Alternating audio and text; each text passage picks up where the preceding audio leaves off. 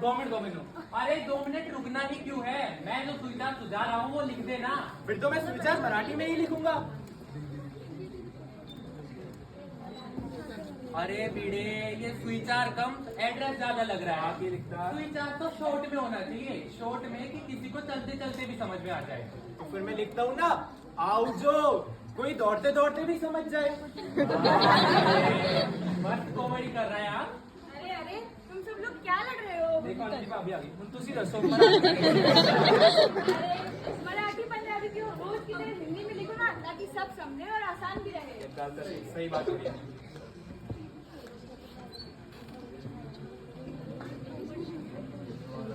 आलस्य में दरिद्रता का वास है, मेहनत में लक्ष्मी का निवास है। अरे क्या ये दयालुता है क्या ये? इस शब्द का उच्चारण है दरिद्रता। दयालुता तो कुछ और ही बन जाता है। पर इसका मतलब क्या है? दरिद्रता का मतलब होता है गरीबी। अरे अय्यर भाई, पोपटलाल तक को दरिद्रता का मतलब पता है। पोपटलाल का मतलब क्या है तुम्हारा? तुम मुझे अनपढ़ समझते हो? मैं पढ़ा लिखा पत्रकार हूँ, पत्रकार। मेरा मतलब वो नहीं था यार। अय्यर भाई तुमसे ज्यादा पढ़े लिखे हैं, साइंटिस्ट है, तो उन्हें तो पता ही होगा ना दरिद्रता का मतलब। जेठालाल, साइंटिस्ट को साइंस से लेना देना है, कोई भाषा से नहीं।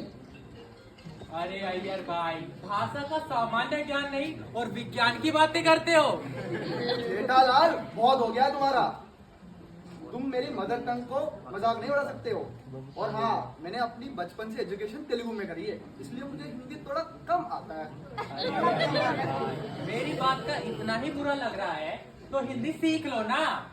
सही बात भाई, हिंदी सीखना तो जरूरी होता है। तुम सबके लिए जरूरी होगा, पर मेरे लिए तो नहीं। अरे अय्यर भाई, अगर आप हिंदी सीख लोगे तो आपको गुजराती भी आ जाएगी। हिंदी और गुजराती सेम लैंग्वेज है। अगर मान लो कभी आपके घर पे अखबार, गुजराती अखबार आ गया तो आप उसे पढ़ पाओगे ना। हाँ बिल्कुल, हिंदी की लिपि देवनागरी और गुजराती की लिपि मिलती जुलती है, आपको आसानी रहेगी।